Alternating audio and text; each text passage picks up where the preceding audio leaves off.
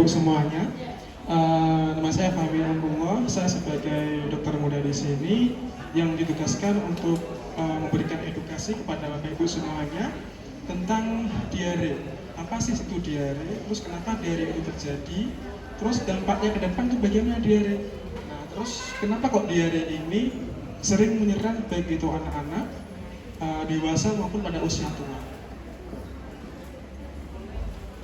Jadi menurut definisi, diare itu adalah suatu perubahan konsistensi atau wujud dari BAB itu sendiri atau buang air besar itu sendiri. Nah, bisa dari cair, disertai dengan darah atau tidak disertai dengan darah. Nah, tanda awal dari diare itu biasanya perutnya tuh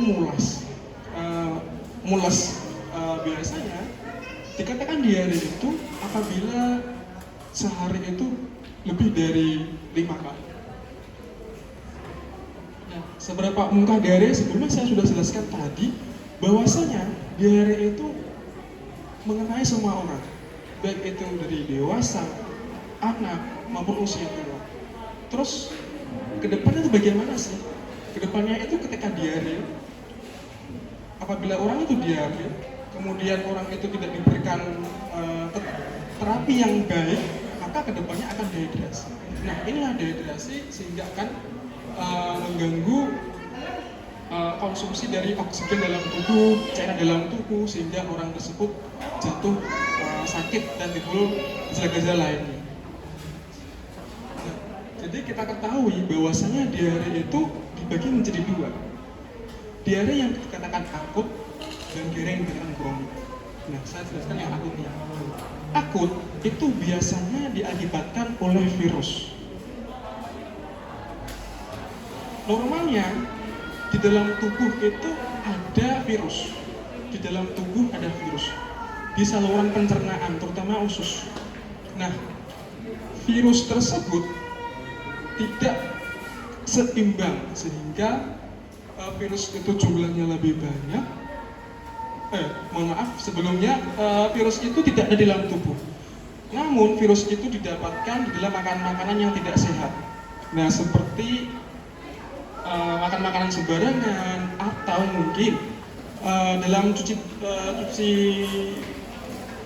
tangan ini kurang baik sehingga akan mengakibatkan suatu bakteri. Nah, biasanya tanda dalam virus tersebut itu adalah BAB yang cair.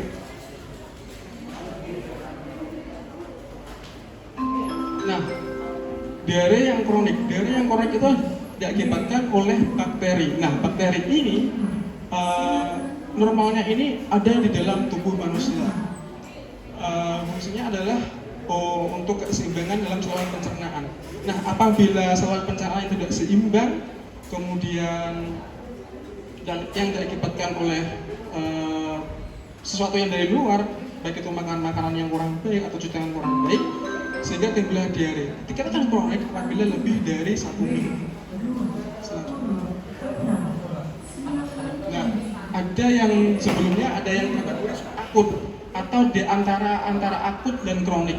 Nah, biasanya diarenya itu terus menerus dan buang airnya ini biasanya lebih dari 2 minggu dan buang airnya ini lebih lama daripada diare yang sebelum-sebelumnya.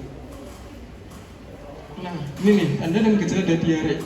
Nah, yang paling banyak ini salah satunya adalah mual atau mules, kemudian bisa juga mual muntah, nyeri kepala, demam, kemudian ada juga perubahan dari BAB-nya itu sendiri, dari harusnya padat kemudian dari cair, yang salah satunya adalah bisa dehidrasi.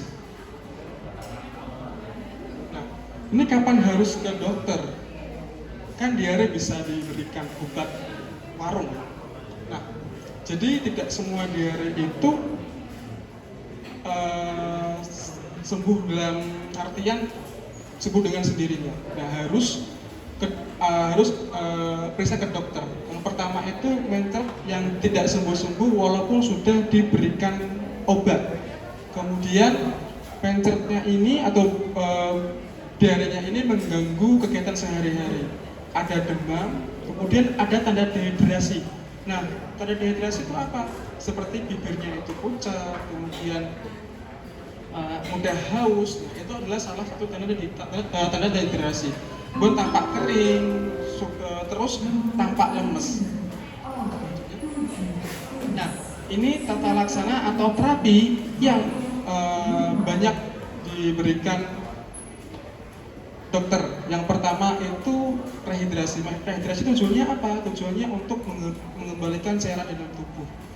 Biasanya dokter ngasih infus atau yang paling jelas atau yang paling sederhana itu diberikan oral.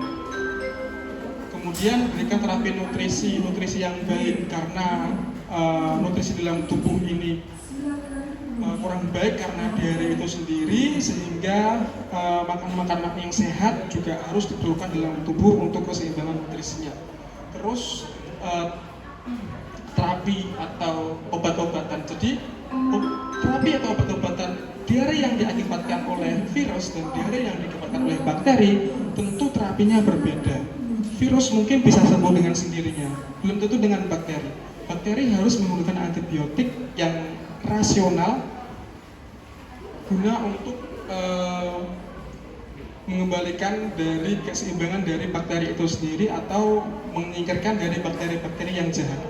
Kemudian dilakukan edukasi. Nah, edukasi ini penting dalam keseharian kita karena diare ini berkaitan dengan faktor lingkungan yang baik akan menghasilkan tubuh yang baik. Apabila lingkungannya jelek dan kebiasaan yang jelek itu akan memberikan tubuh yang jelek juga, sehingga tubuh itu sakit. Nah, sehingga cuci tangan yang baik, kemudian makan makanan yang baik, makan makanan yang sehat, minum minuman yang baik dan sehat, itu perlu dalam tubuh kita untuk menunjang kesehatan kita. Nah, ada cuci tangan di dalam sini, yang baik.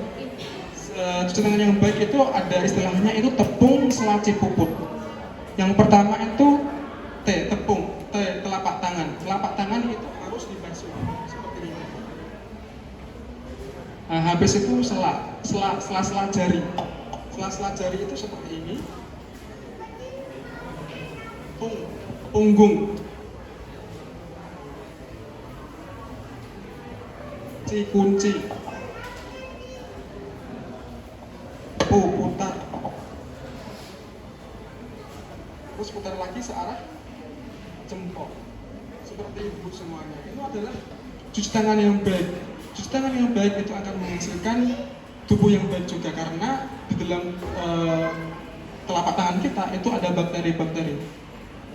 Baik, ibu semuanya, bapak ibu semuanya, apakah ada yang mau ditanyakan tentang diare?